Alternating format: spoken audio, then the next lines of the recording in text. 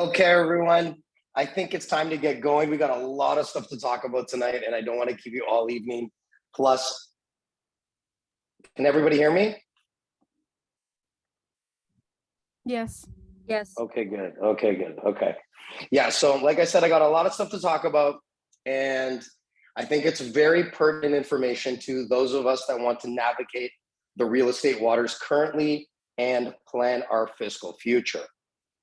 So before we get into all the slides, there's a lot of them tonight. I'm just going to tell you a bit about myself. For those of you that don't know me, my name's Costas Kivelos. As it says on the screen, I'm the founder of First Access Condos. I've been in real estate over 12 years now. It's all a blur. And I've been focusing on pre-construction probably for about over 6 years now, exclusively on pre-construction. So I only wear one hat. I'm not a jack of all trades. I can do resale, but I only focus on this. So you're talking to somebody whose life is investing in pre-construction, not just for his clients, but for myself as well. I'm an avid investor. I'm extremely bullish on our condo market. I'm just about to buy my second condo this year. So that should tell you a lot about the current state of the market and my predictions. So the reason I do these is one, to showcase projects that we're currently selling or about to start selling so that you, our clients and friends and our colleagues, are prepared and know what's coming before everybody else. And the second reason is there is a lot of noise about what's going on in real estate. There's a lot of talk about interest rates. There's a lot of talk about a market crash. There's a lot of talk about corrections. There's a lot of talk all the time, okay? Now, I'm gonna tell you what I believe to be true. And the way I come to this conclusion is, like I said, living this from morning to night, day in and day out, also investing in it, and also having helped hundreds and hundreds and hundreds of clients and families invest and do phenomenally well in our pre-construction market here in the GTA. So let's start, let's talk about it. I'm gonna remember not to sign off, and I'm gonna stay and answer questions in the end, of course. And for those of you that want either a phone call or so text messages, listen, we're easily available, very accessible. You can reach my assistant, Ashley. She's a workaholic as I am. And you can text me, email me, text Ashley, email Ashley. You can call us. We will get back to you. We have great turnaround time. And if the question is too long to type, not a problem. We will answer you probably tomorrow because I still got to work on 8 Elm as soon as I finish this, okay? So no rest for the wicked. So let's begin. Kayla, first slide. Okay, so this is a little breakdown of what we're gonna do. We're gonna get an inside look at the fall 2022 real estate market in the GTA. We're gonna talk about how interest rates work, the rise and the fall. And I like to say that, just like an empire, right? All empires have a rise and they all have a fall. And real estates in Canada are cyclical, especially what we experience here. And I'm gonna basically take away some of that stress, okay? So we're also gonna take a deep dive into, why fall is one of the best times to buy pre-construction. This fall especially. And I'm gonna take a deep dive into how pre-construction developments work, basically a crash course for those of you that are new. And for those of you that have heard this over and over again, just bear with me. There's some really good projects coming up and a sneak peek at the best pre-con investments this fall. Let's go, next slide. So look at the fall real estate market here in the Greater Toronto area. The average price for a condo fell to $730,000 in August, down from the most recent peak of $840,000 in March, but still up 3% year over year. The median price for a condo in August was $670,000, down from $770,000 in March, but again, up 5% from last year. So what we see here is, although prices have dropped technically, okay, we're still up from last year. So nobody's really lost money that bought a year ago, and so on. But what we need to do is take these stats with a grain of salt, okay? It is very difficult to rely on these price comparisons because they're not apples to apples comparables. We don't know if people were selling this year because they were scared, so they artificially lowered the selling prices because they fire sold the property because they bought the media nonsense about a crash. That's very likely in a lot of these scenarios. Now, remember, you never want to compete with desperate people. So this is not the time to sell real estate. It is actually the time to buy because of these desperate people. Now, condo sales in August were down 41% over last year and below pre-COVID sales volume for the month in 2019. New condos listings were down 7% year over year, while the number of active condo listings was up 35% over year. Okay, so what that means is less sales. There's more listings on the market because we were during COVID last year. Okay, and a lot of condo buildings wouldn't even let people in to see units. So again, at first glance, it's like, oh, the market's flooded, but sales are down. Maybe, but probably not. When you look at the fundamentals beneath this, we see and can understand it better, and don't pay attention to these stats, okay? Go by feel. A great indicator of our market is rental rates. Now, I have a close family member who's a bigwig investment banker in Manhattan, and he says when interest rates rise, it becomes impossible to find a rental unit in Manhattan. Well, guess who's the Manhattan of the North? Toronto. And rents are up almost 30% since last year, and they're still rising. And here's a great little stat. If you are someone who's hyper-focused on stats and go, but Costas, look at this stat. Here's a great stat that just come out. We didn't have time to actually put it up. Condo prices have increased 3% September 21st in comparison to August 21st of this year. So if you want to focus on a stat, you can focus on that. But I'm telling you, don't hyper-focus on these things. Look at them, take them with a grain of salt, and think bigger picture, okay? How interest rates work, the rise and fall, and how it's affecting the market. Now, everybody used to talk about real estate in Toronto, and they still do, but now they've incorporated interest rates. One of the big factors that will influence the direction of Toronto's housing market over the next couple of years is the inflation rate, which is currently at 7.6%. Actually, if you factor in the drop in gas prices recently, as of yesterday, inflation is currently at 7.1%.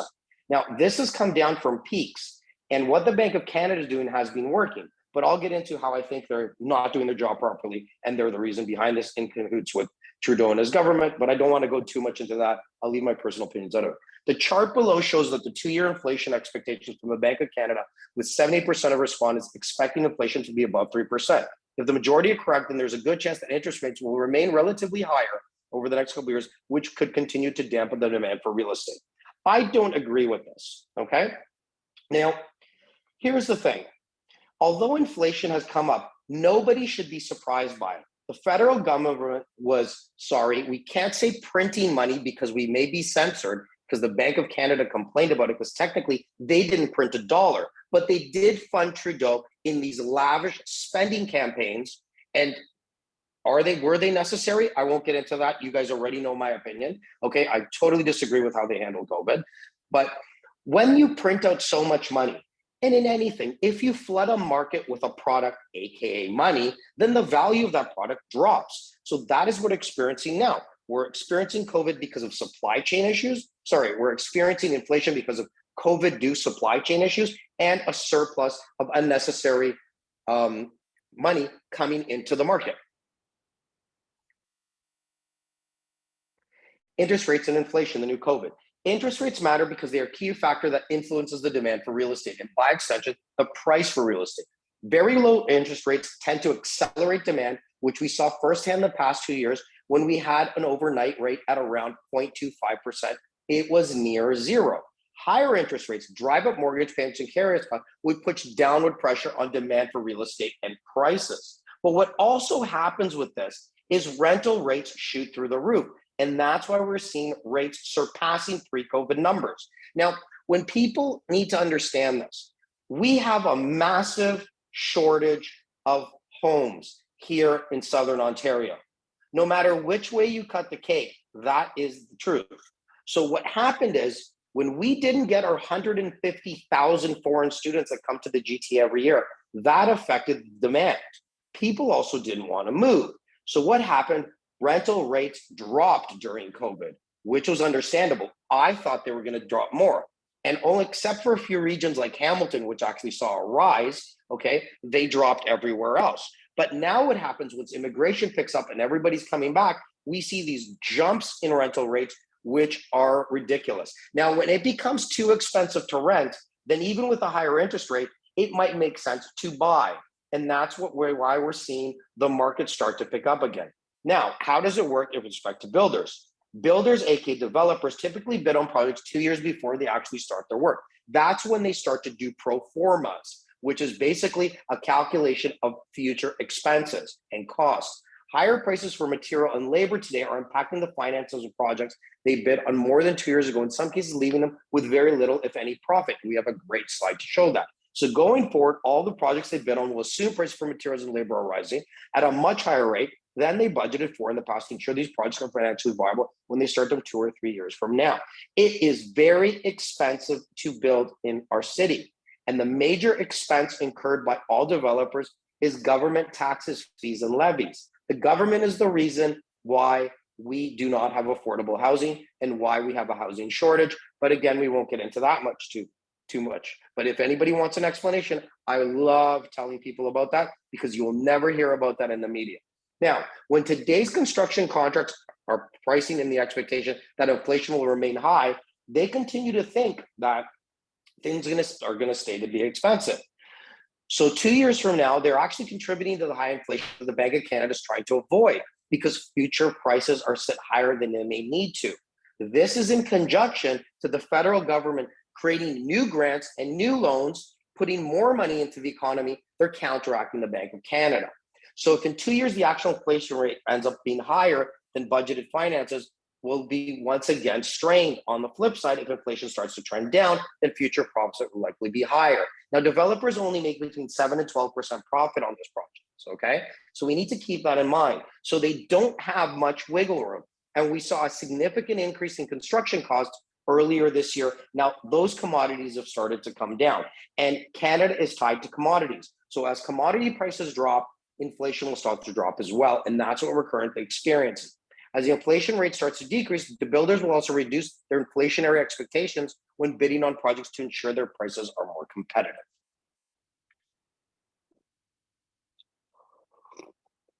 This is probably one of my most favorite charts that we put together since the start of First Access Condos. This is a breakdown, and it shows basically what percentage of your purchase price goes to where. Now, if we see here the profit margin 7 to 13, the government charges beneath that are 18 to 22%. So if you buy an $800,000 one bedroom at 8 Elm, okay, roughly 160,000 of that 800,000 is going directly to government. Now, if government wasn't so greedy, imagine picking that $800,000 condo for $540,000. Oh my God, we just created affordable housing. But no one at City Hall wants to hear that because they have expenses too. And I'm sure all our money gets appropriated properly. Soft costs, that's marketing and stuff like that, planning, design, that's 14 to 25%. Construction costs 30 to 40. Now, construction costs this year actually got up to 40, if not more percentage. And when that does, profit margin decrease. That's why I'm very surprised that a lot of projects didn't cancel this year. Land value, 10 to 30%. AAA locations are more expensive. Areas that are not AAA and are up and coming, they're more affordable.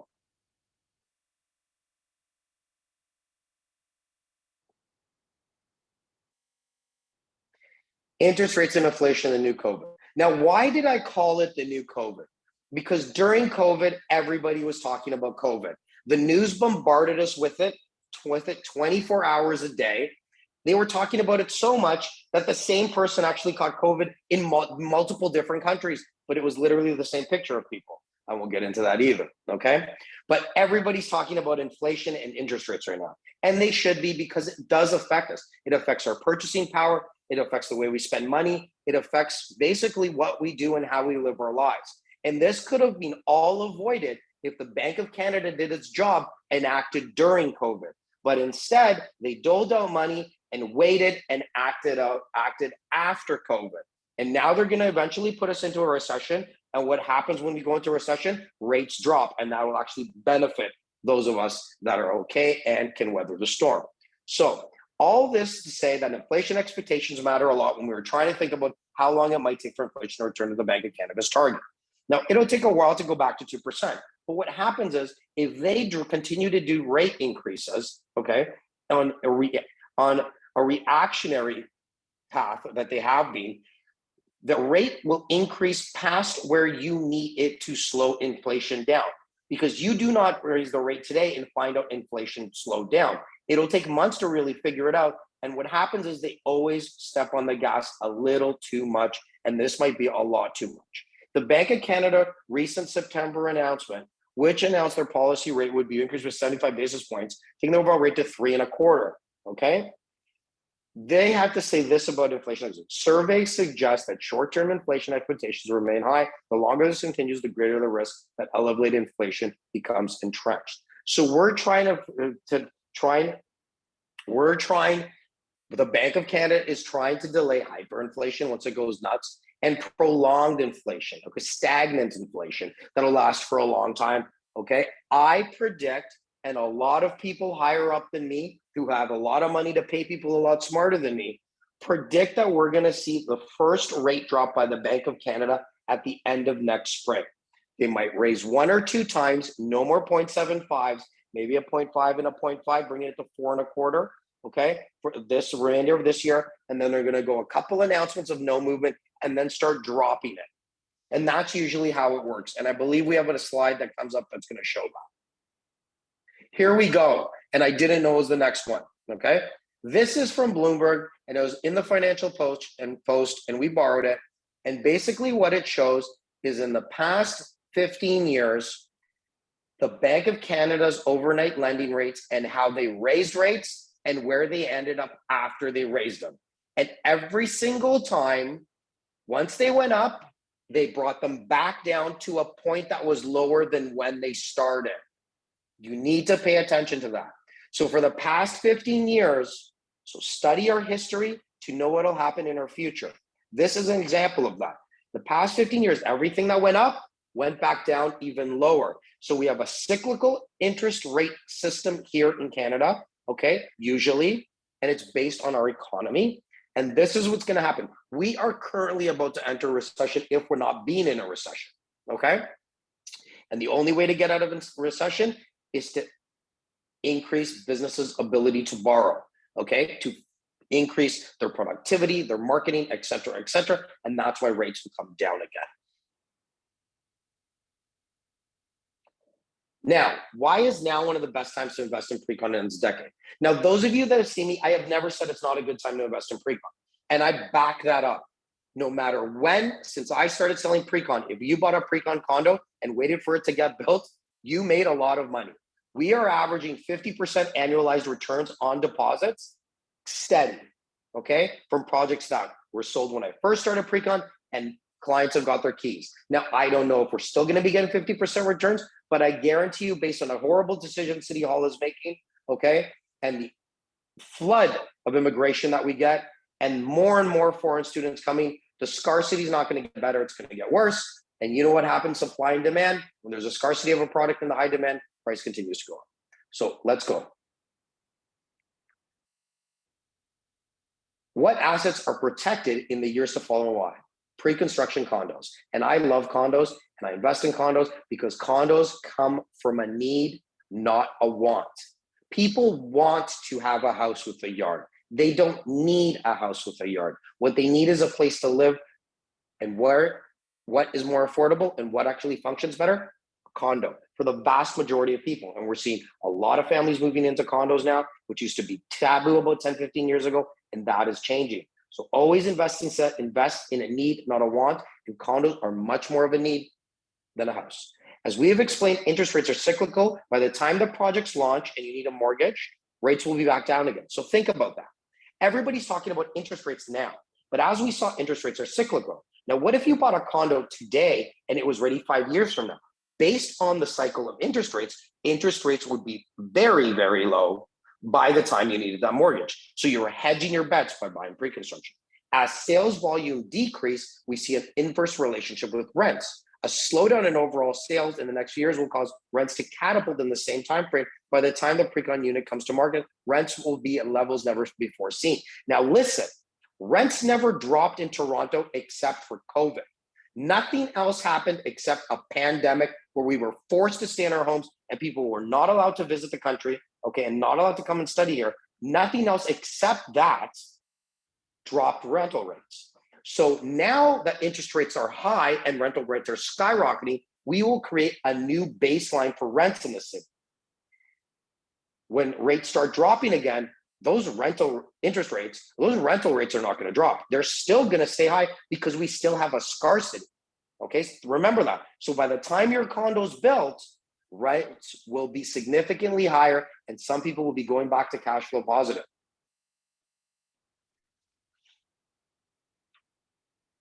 As development charges, construction costs increase, and the introduction of the evil and stupid inclusionary zoning, developers will have no choice but to raise their prices regardless of market demand. We forecast that inclusionary zoning will increase prices by 8 to 10% overnight.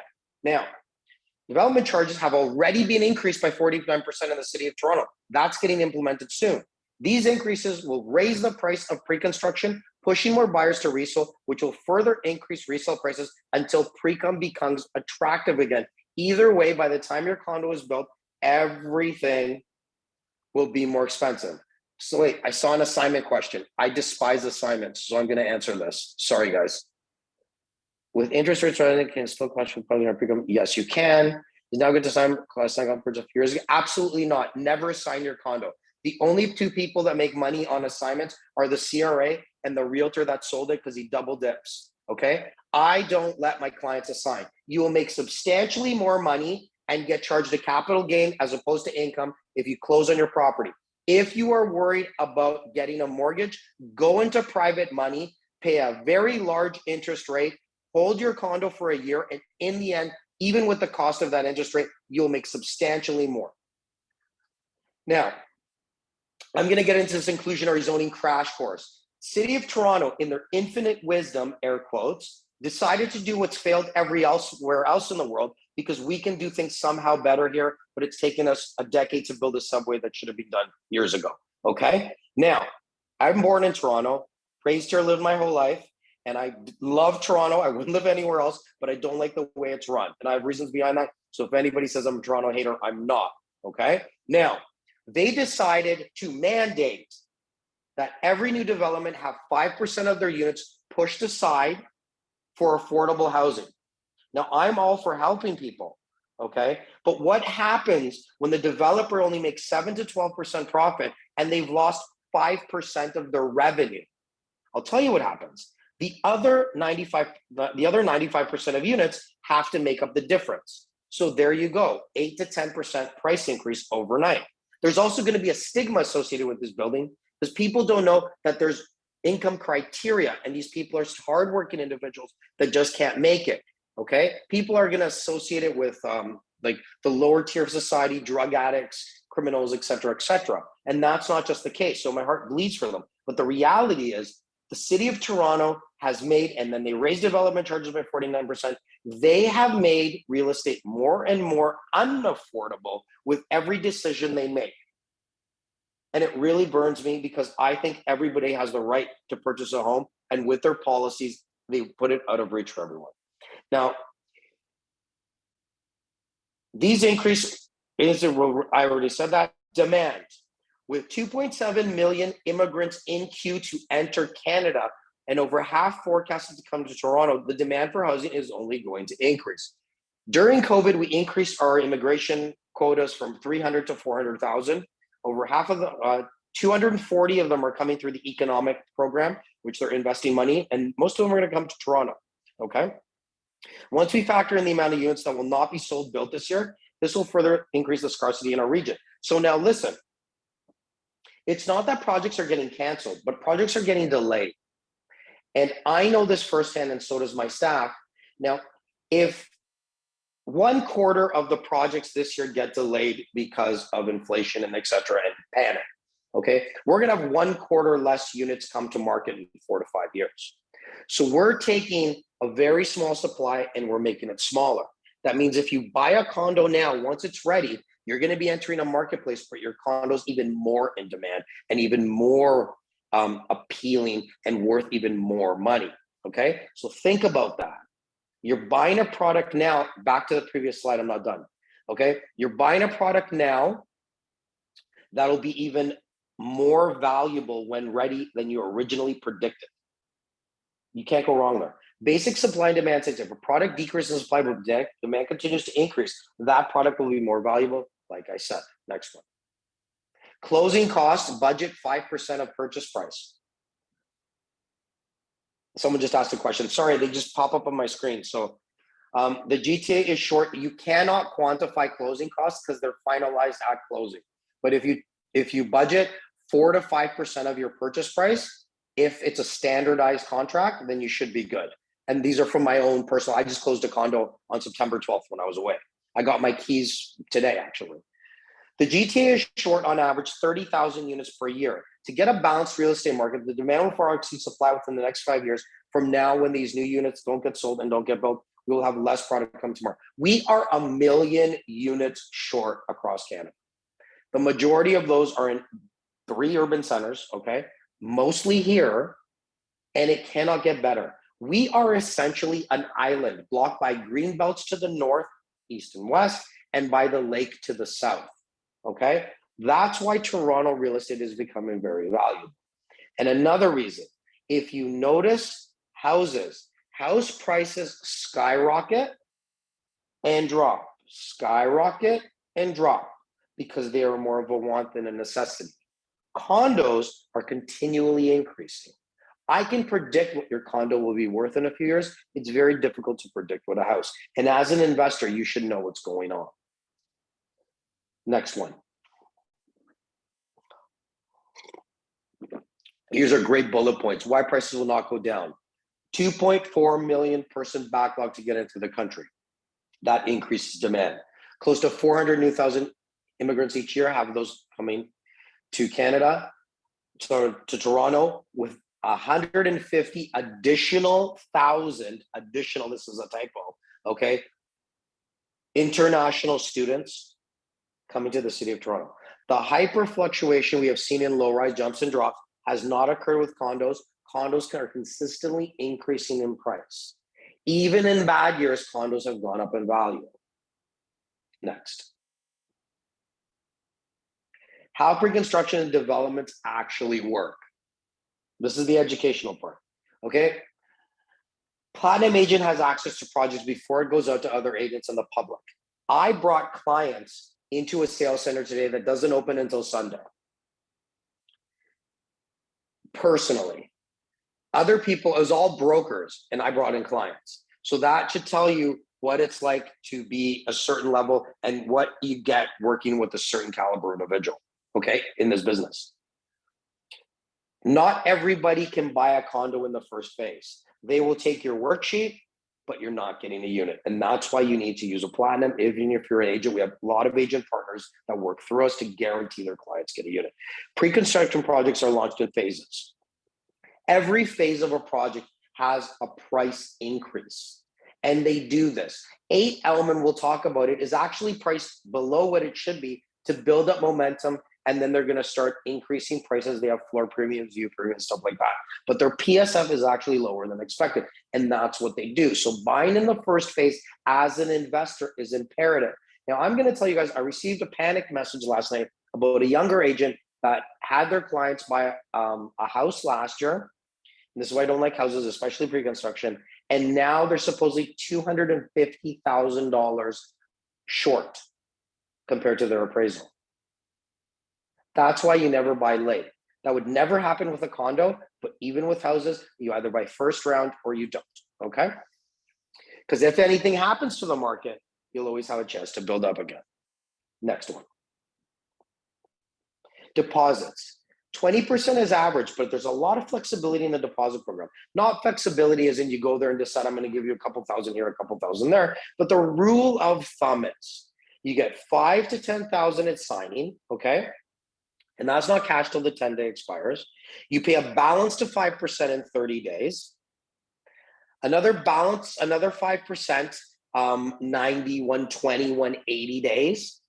And then the final 5 and 5 are recently being split up by a lot of developers as a 2.5, maybe 2.5 years, a 2.5, maybe 3 years, and then the final 5 at occupancy. So these projects can take 5. If you're at a 70-story tower, it's taking at least 6 years. You might only be in 15% up until year 6. It allows people the wiggle room to still live their lives and be able to invest. And this is what we pride ourselves on doing here. We build real estate portfolios for families that never thought they could have one. Now, how do you do that? That's by refinancing and leveraging your property after it's built. And that's what we specialize in, but we won't go into that now. Delays are inevitable, not cause for panic. The vast majority of delays just happen because we have a very, very highly regulated construction industry, and we have very high safety standards. So it takes longer to do things, but people are safe. So sometimes we also have supply shortages. There might be a strike, you never know. So being a couple months late or even a year sometimes is expected. The project I just bought, I just closed on, that was actually early. And that's a testament to the developer and how they do things, but usually expect to be about 6 months to a year late from what they tell you. But we tell our clients what we think the time frame is going to be, not what the developer says. Closing date and interim occupancy. There's two different dates. Interim occupancy is when you get your keys because they don't move everybody in at once. And they're still doing some construction. Like if you're on floor 4, they might be still finishing some stuff on floor 30. Okay. Once everybody's in, and it could take 6 months, the developers apply to register as a Toronto Condo Corporation. Okay. Once that happens, that's the closing date. That's when you need your mortgage. And that's when you actually own the unit. In the meantime, you can rent out your unit. You can do everything except sell it. And that's when you pay a lot less. It's called an interim occupancy fee, which is a lot less than once you finish up. 10-day cooling off period. This is important. Most contracts in Ontario have a 10-day grace period, okay? That's when you should take time to answer questions. Do not, as a buyer, ask 100 questions and delay picking a unit. Ask basic questions, get yourself a unit, and then ask all the questions after you have a unit. A hot project like 8 Elm, if you blink, you've lost. And by the time they might release something else, it might be $20,000, $30,000, $40,000 more expensive. So I hammer this into my clients. The most important job, the most important task is get a unit. After that, you have 10 days, use your own lawyer, use mine. I'd rather you use mine because he does my own stuff, and never use a lawyer who doesn't specialize in pre-con because they'll be clueless to this, okay? But use a good lawyer, get him to answer your questions and your sales team like ourselves during the 10-day, not before, because you may lose out.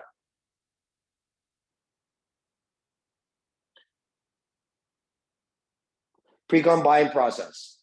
This is the 10 commandments of pre-construction.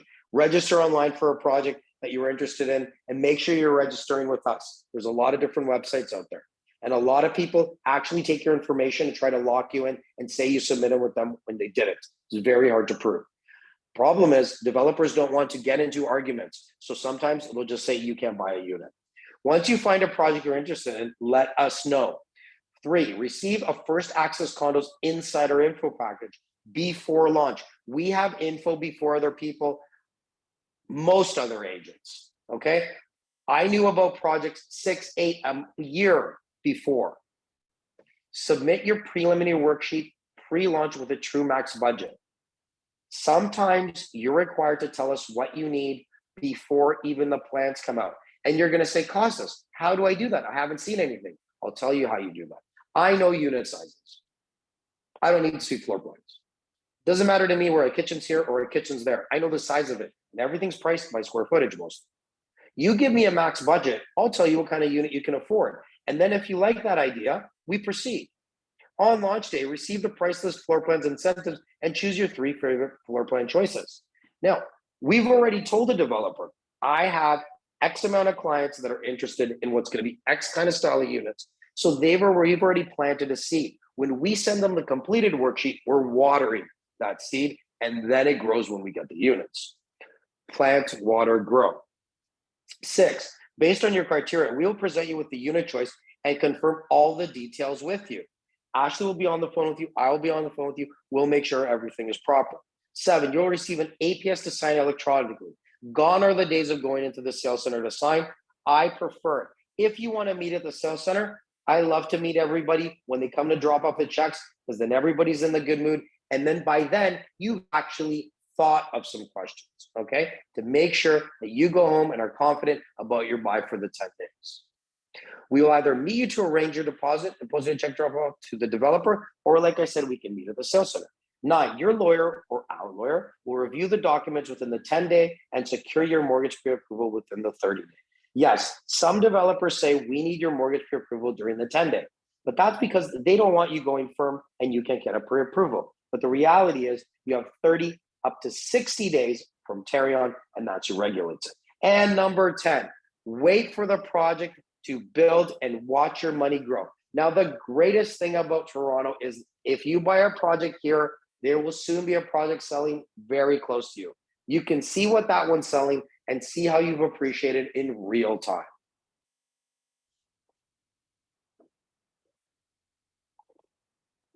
Now, we have talked about a lot, and now we're going to talk about 6 fantastic projects.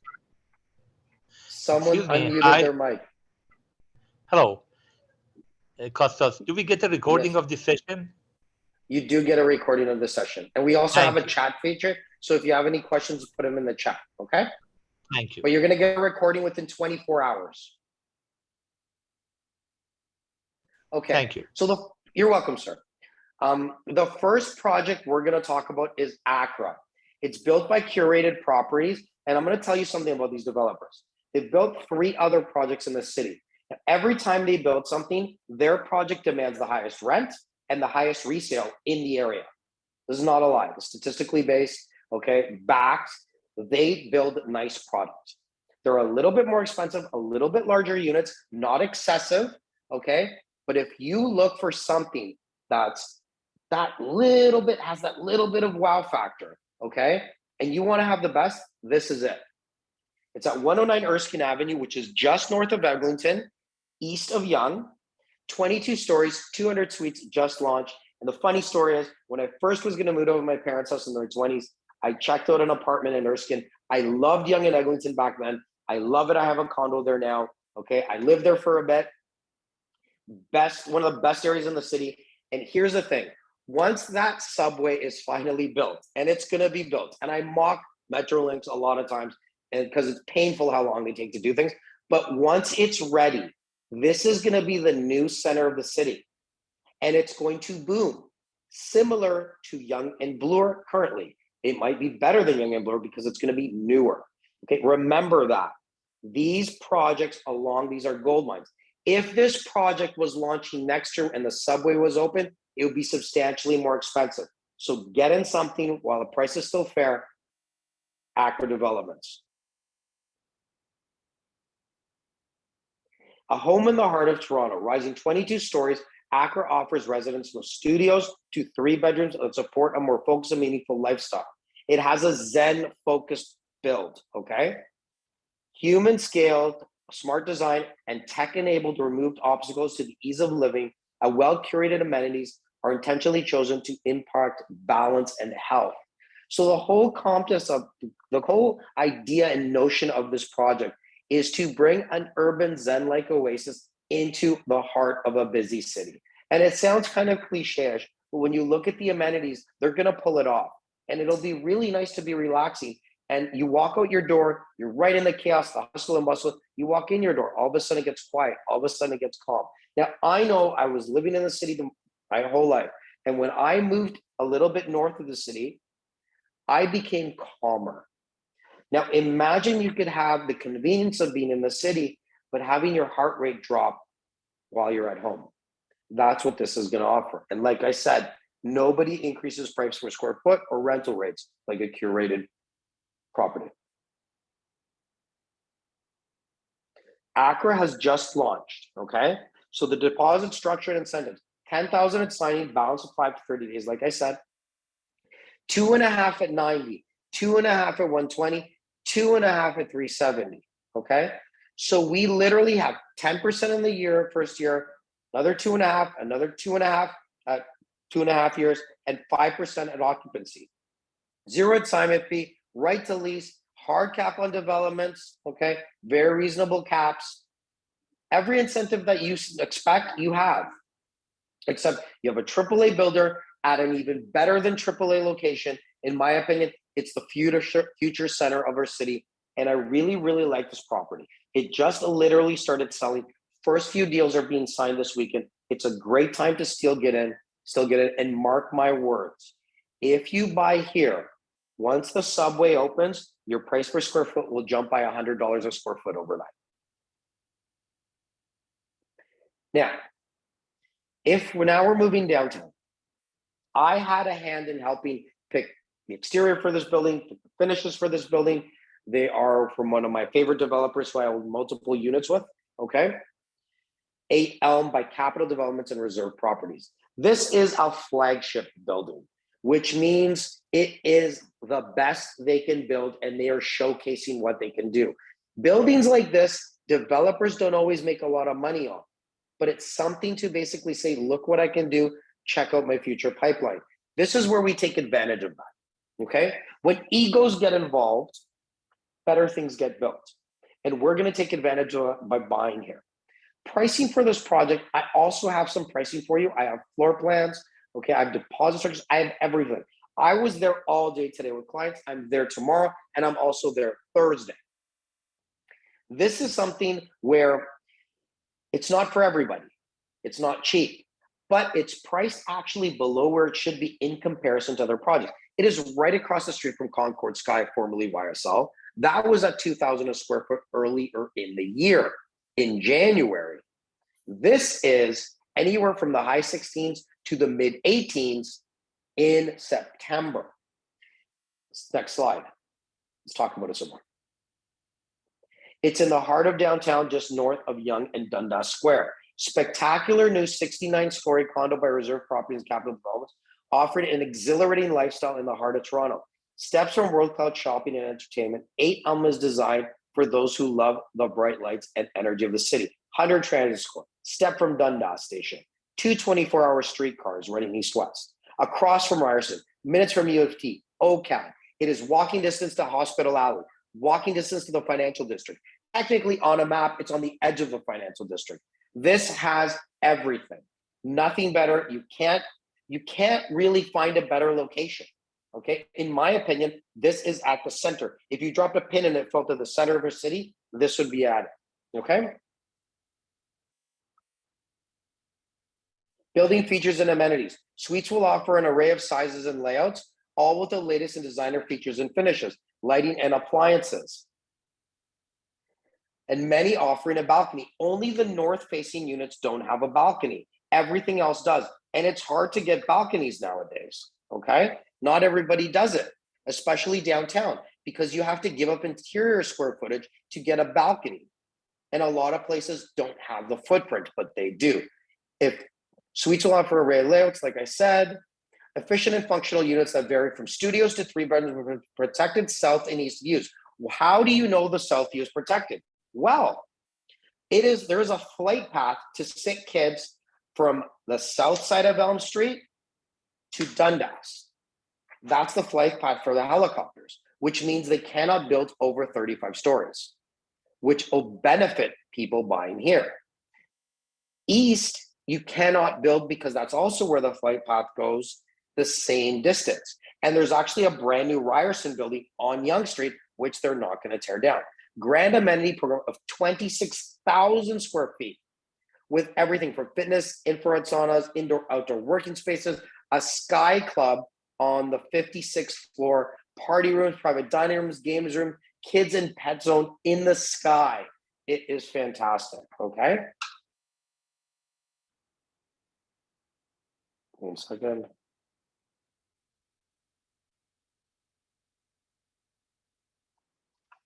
$75 James. We are going from the center of Toronto to Hamilton.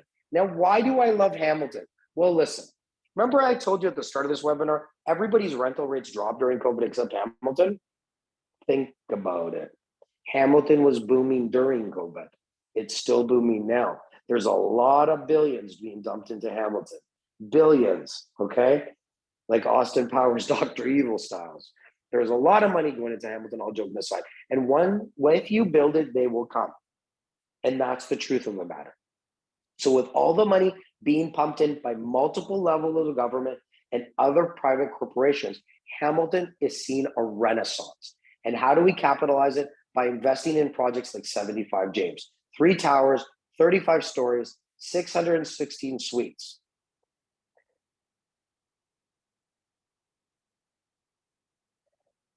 It starts in the 500s. Now you can't get a 1-bedroom under 500,000. It doesn't exist. So just because you're in Hamilton, don't think you're going to go in there and get a $300,000 1-bedroom. Like, to me, that's a waste of everybody's time. Okay, but you can get a very good deal for 500,000 there and a bigger suite than you would anywhere else. Now this is a beautiful tiered building, cascading down on 3 steps. Heritage building on the ground floor. Beautiful sky towers coming up above it. It's an urban lifestyle condo featuring multi-tier towers, incredible amenities, versatile live-work opportunities at the base. Located in the latest living hotspot of Hamilton, you'll find a lifestyle like no other, steps away from this gorgeous nature, a vibrant downtown score, and handy access to shops, dining. 3-minute walk to Future Plant King and James LRT. That's 3 minutes to the Future LRT. 4-minute walk to the Go. 5-minute walk to McMaster Downtown Center. 11-minute bus to Mohawk College. 1-hour drive to Toronto via the 403. It is closer than you think. 16,000 square feet of indoor and outdoor amenity spaces. We have a great map here. Your shows you proximity to LRTs, goes, everything. Now, we are going from the Hammer and we are coming back to the north part of Toronto, to North York, and the project is NorthCore. Builder Fieldgate Westdale, great developers collaborate on this one. It's at 53 Sheppard Avenue West, 16 stories, 365 suites, right on the park, just west of Yonge Street, right next to the Yonge subway station. Now, I'm big on transit. Everything has proximity to transit. Yonge and Eglinton subway, 8 Elm subway, James Street LRT, NorthCore subway. Glimmering high-rise in one of the most central locations in Northern. Now, it's not really a high-rise, it's more of a mid-rise, but it'll be a beautiful building in a great area of the city that has been booming. North York City Center neighborhood offers unparalleled access to world-class transit options, okay? When commuting from NorthCore, residents can enjoy immediate TTC access to bus routes, subways, right next to the 401, the most traveled highway in North America. Taking transit into downtown Core will just take over a half an hour. Motorists will also enjoy easy access to major highways, okay? Conveniently located. By quickly connecting to the 404, downtown is under 25 minutes. Very true. And here's the thing, when you're outside the core, you don't expect these kind of transit and walk scores, but you have a 92 walk here and a 95 transit. This is really a rare opportunity because it's right next to park as well. And anybody that knows North York knows that it's become an urban center as well. Now here's a bonus, small building like this, 8,000 square foot of amenities. So you still get all the benefits of a large condo, but the homely feel of a boutique building. This will be launching, okay, so I forgot to say, James will be launching in the later this month in October. So we have Akra selling now, 8 Elm starting on the weekend. We have James coming up end of the month, early next month. NorthCore is going to be coming up mid-October. A little bit of timeline for everybody. Now we are jumping in our helicopter and we are flying out to Whitby. The W in Whitby, 840 Rossland Boulevard, 2 towers, 11 stories, 474 suites, launching this fall. Now, I personally know the developer, great guy. He has a vision for Durham, and he wants to bring something that's really, really nice, but yet affordable to Durham. And this is a great entry point for a lot of people that can't afford these downtown prices. Located downtown would be 10 minutes from everything. Okay, really 10 minutes from everything. And Durham is booming. We're not sure if they're going to do the 3rd tower, Jeff. I'm not 100%. All I have is information on the 2. But if there's going to be a 3rd, we'll definitely be selling it. Whitby offers easy access to Toronto, a beautiful waterfront, highly regarded schools, revitalized downtown shopping district, and exceptional recreation amenities. Waterfront near the shores of Lake Ontario, Whitby has the aesthetic of an old village and is lined with heritage buildings. Rural Whitby is home to a number of charming towns and villages surrounded by farmland, part of the Oak Ridges Moraine and Ontario Greenbelt. So there's limits on what you can build. So you will never get massive towers here. Major highways 412, 414, 407, and there is a plethora of golf courses nearby. As we can see, these are boutique towers. Last project for the day, I believe. Is it for Whitby, Cristiano? The estimated PSF for Whitby, I think it's going to be around 1,100. We don't have confirmation yet, but it should be between 10, 1,000, and 1,100, depending on the unit choice. W, Jeff, and nice talking to you, Jeff. I haven't seen you in a while. W is supposed to be coming out in October. The problem is we don't have hard dates for everything, and we find out 2-3 weeks before, but it's going to be this fall. We're ready to go. Okay. Gemini, Oakville. Who doesn't love Oakville? Oakville is one of the few places where house prices didn't drop that much. Okay. Oakville is great. Surplus, shortage of condos there. Oakville condo prices, rental rates are very similar to the city of Toronto. This project, Gemini, is just south of the 403, of the QE. So it's in South Oakville, very close to the water, already under construction. Excavation has taken place. So this will be ready in less than 3 years. So 2 towers, 10 stories, 201 suites. Whoever wants the joy and pleasure of having a new condo and buying it and walking into your brand new property, but doesn't have the luxury of time to wait for 4 or 5 years, this is the project for you. South Oakville, 5 minutes away from the lake and beachfront, okay?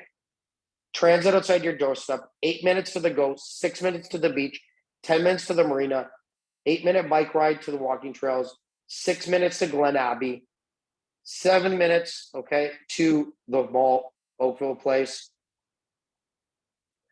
3 minutes to Kerr Village, 3 minutes to the QE. Everything's there. Applebee's 7 minutes away. Listen, you're getting the gist of this. This is a fantastic location in a fantastic part of the city, and this will get you keys in hand in less than 3 years. Less than 3 years. I'm not sure exactly what the price is going to be for this one, but I would like to see it around 1,300, some units lower, some units higher.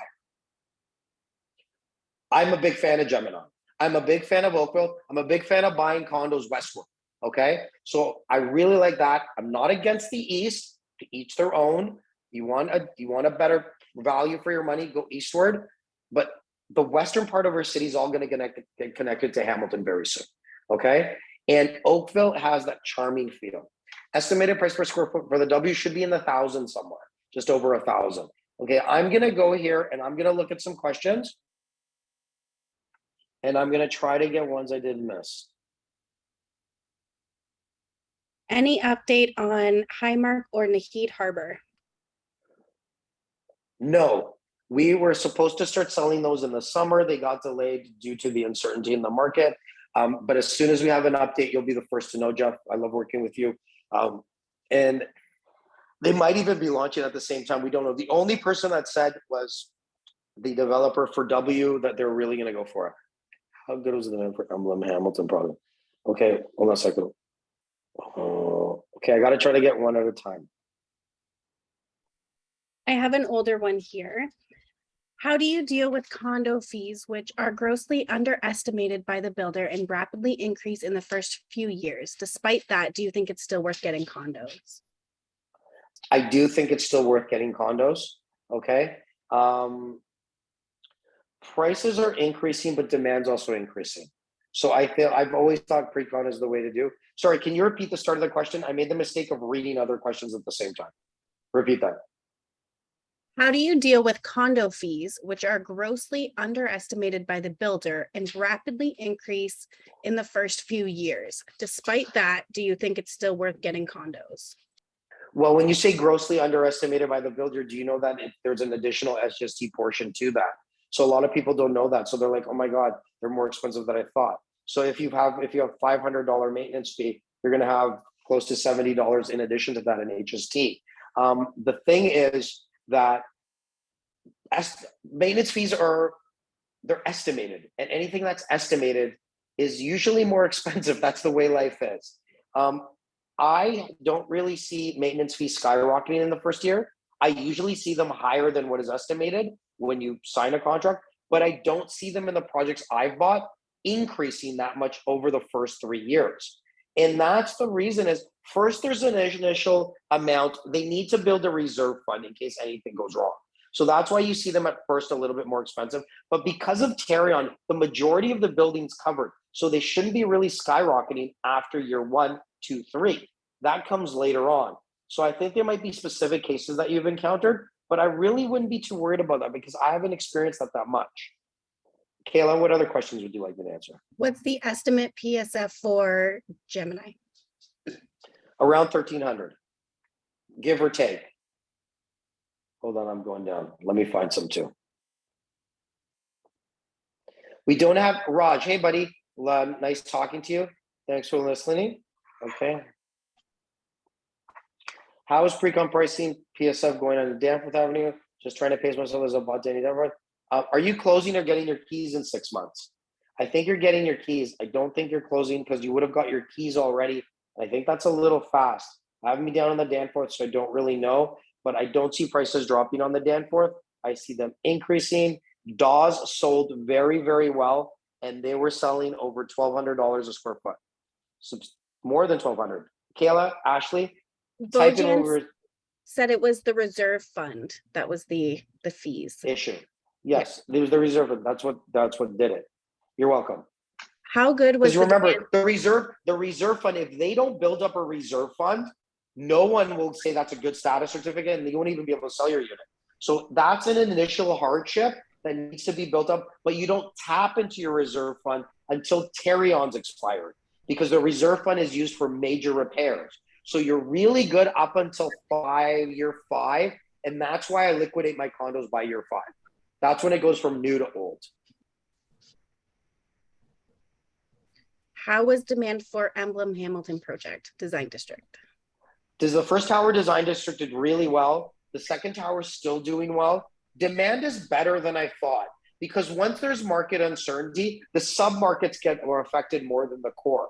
And that's what I thought was going to happen, but it still did better than expected. We did well. We didn't do great, but compared to other teams, we've still been doing much better than expected. And it's one of those situations where we couldn't keep them on the shelves. And I was basically, phone was going off all day long. Once that slowed down, I thought we were dead, but my staff quickly pointed out and showed us the deals we were doing. So I think the market has fared really, really well compared to what the expectations were with the interest rates going up. I think Toronto real estate consumers, the vast majority of them are educated and not ignorant, and they see the bigger picture because they know how hard it is to find a property, right? And they know it's temporary, anything that's happening.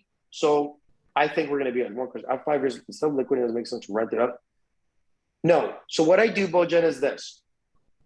I buy a condo in pre-construction. It gets ready, okay? I call that year 1.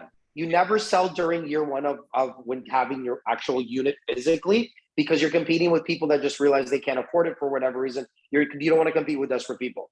So what you do is you get a mortgage. 6 months later, you can refinance, or at the year mark, you refinance your unit, you pull out equity that's built up, and you buy another pre-construction unit. So by the time that unit's ready, it's basically year 5 of the older unit existing. So year 4 to 5 is when a product goes from new to old. You don't want to be in an old condo because the appreciation curve slows. So you sell that unit that's 5 years old, and now you're taking possession of a new unit, and you keep cycling and doing this. And that way you're riding the appreciation wave at the highest point continuously. One more question. What are your thoughts Sure. on the Yonge Lawrence area? I like the Yonge and Lawrence. There's not a lot that's built there. It's not really an area that you think about condos. I think it's nice. I would rather be at Yonge and Eglinton all day long, personally, okay, or Yonge and Sheppard than have a condo at Yonge and Lawrence. Just because the key to condos is the majority of condos, unless it's an uber luxury building, okay, you want your condo to walk out your condo door and do all your shopping on foot. And Yonge and Lawrence is nice, but I don't really feel it has the same vibe as a Yonge and Eglinton. If they start building condos there, it might be better. Remember, the more condos, the synergistic effect occurs and condo price per square foot increases as a comparison to a standalone tower.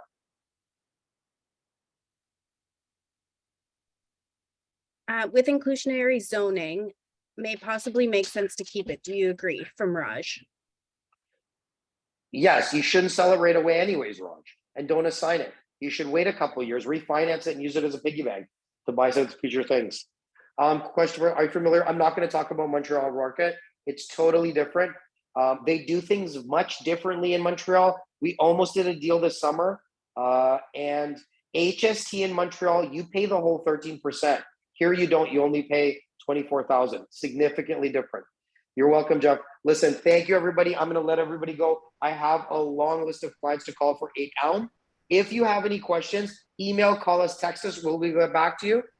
Have a great evening. Thank you.